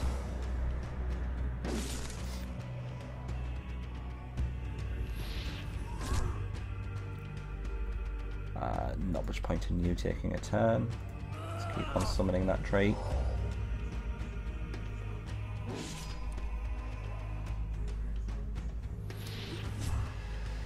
Come on, last turn. Should be a fair amount of experience from the Orc Champion. They're a lot tougher than just your average Orc because of the extra armour that they have. So we should see some decent figures pop up XP wise. 88, that's not bad at all. How are we doing XP wise for Slut Summoner? Let's have a quick look. 733. I'm going to have a very quick look at the map. If I can't find anything else that we're going to go for, then we might as well try and wrap this mission up, I think. We've got the zombie down there, but I think the Doomdrake is going to do too much damage. I think the Doomdrake does something like 35 damage to all units every turn, so that's probably a bit too much for our healer to heal for me, sadly. Don't make an old man stand around in this weather. Shit your face. We've been to all the ruins. They're all explored now. I don't think we can go back here and have a go at these guys because the Medusa is just too powerful. She can potentially petrify our entire army. It's more or less the same story with the Shamaness as well. I think it's looking about time that we wrap this up, I'll be honest. I will of course get Clyde to do one more bit of murdering for us, and that is to destroy this Legion troops, which I'm quite happy to instant resolve. I managed to run away, but they're not going anywhere soon. I think we're good. One thing I need to do is quickly check the value of the items we have in Slut Summoner's inventory, so then we know what to bring with us to the next mission. I'm going to increase this city, get something in the garrison just to ward off any attackers. I am here. And because we've got a shop here, I'm just going to scope that out.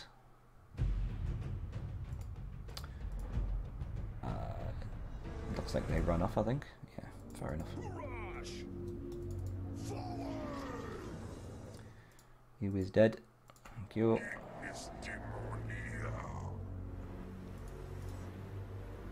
I am here.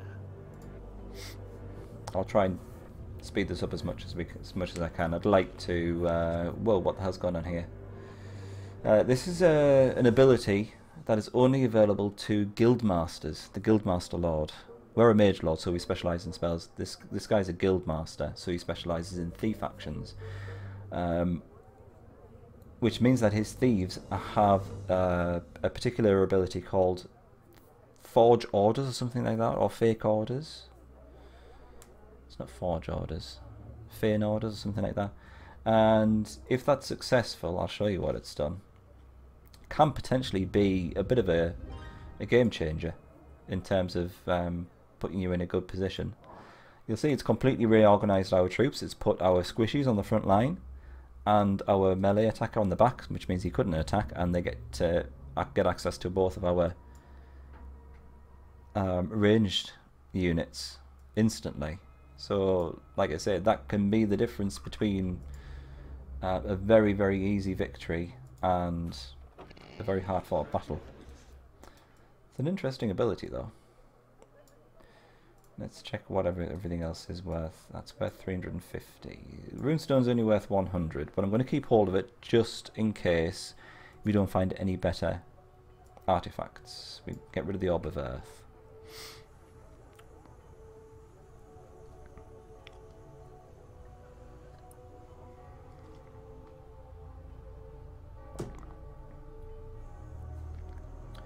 That sounds like the kind of unit that you can just send into any situation and will just like one-shot everything though, Clyde. I take it that's not the case. Is that the kind of unit you need in order to get through it? I'm really tempted to keep hold of this damage ward scroll. I'll sell the Orb of Weakening. Yeah. He's your Oswin. I didn't think I could see, I would see any units with better stats than Oswin or Hector, but there you go. What do you need? I have a lot to learn. Let's just get rid of that guy. And then I think we can probably just station Clyde at this city, and then he can kill any more demon troops which spawn. Really, that's the kind of unit you need on Lunatic. I shudder to think.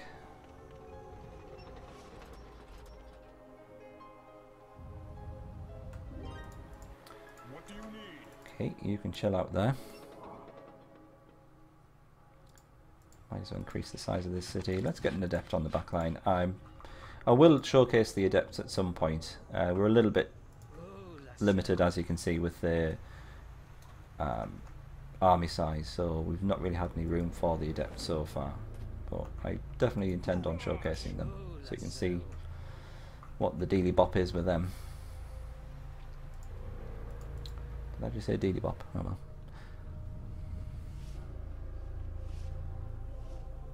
Your daughter has 55 skill though. Are we talking about it real life now, Clyde? You're blurring the lines somewhat. I can imagine your daughter would have 55 skill though. Universal Deity God. Nice. Love a bit of power creep.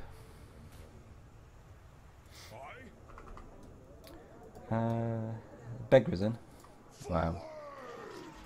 It was a little bit too much like Bethrazin, but I'll forgive them. It's dead now anyway, so we don't have to worry about it. Oh, can we get this finished up before the end of the stream? It all depends on whether these Empire units are going to be hostile and attack us. You don't have a daughter that you know of, Clyde. Not yet, anyway. I'm sure if you did, she'd have 55 skill.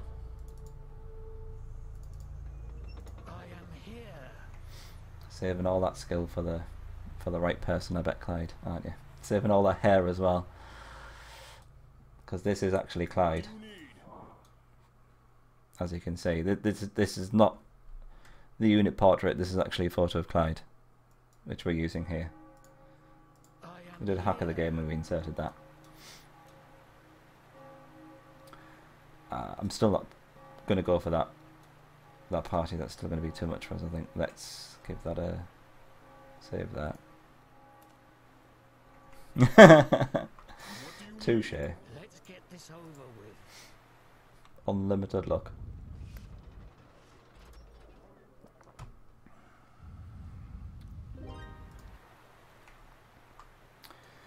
So these are the guys with the what I can only describe as the quest objective rune circle underneath them.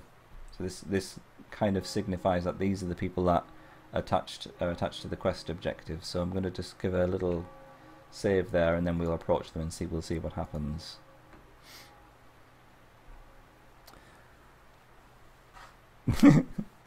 We'll just make it a little bit less hairy, because that's even a bit too hairy for a Centaur Savage, I think. Oh, so someone is speaking. Humans, we approach. We do not intend to attack. Whereas Wells, please send them forward and we can begin this unpleasant negotiation.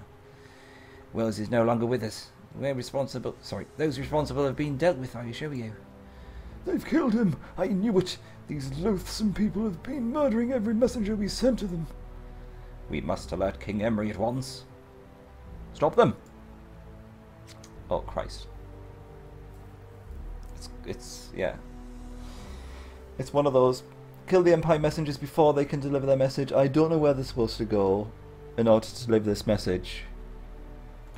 Presumably some point at of the map. I really don't know. I'm assuming they don't just run off this area.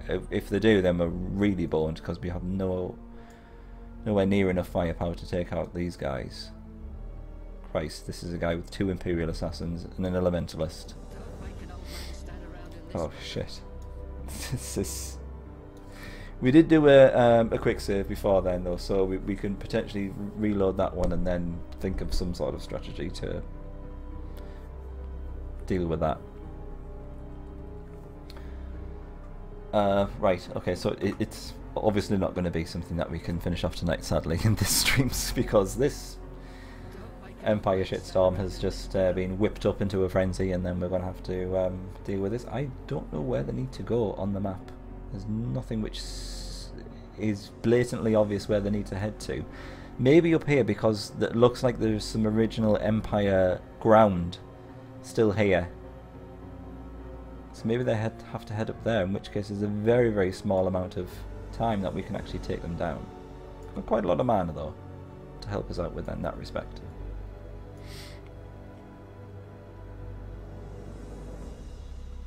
Don't make an old man stand around in this weather. They always crop it at the waist for some reason, Clyde. Maybe they're all just a big bunch of pervs. I can definitely understand why they cropped this one at the waist, because I don't know what's going on down here. I dread to think. Who knows? Never mind. Anyway, I'm going to have to wrap things up here, I think. We're not going any further at the moment. I don't even want to think about what's going to happen in the next couple of turns, but we'll find out in the next exciting stream of Disciples 2. I'm currently working towards doing, or starting, the Sacred Stones on Sunday. I need to find a save state so we can start it on hard mode. And what was I going to say? Oh, we also need to change the stream setup to replace some of the sprites on there, because that needs to be updated. Yeah, if Glass is online, I'll drop him a host. Might as well. No problem with that. If he's doing Fire Emblem, then more than happy to. So if I manage to get everything in place, we'll start the Sacred Stones on Sunday, and we'll do the Stones of Affinity challenge, which I'm calling it.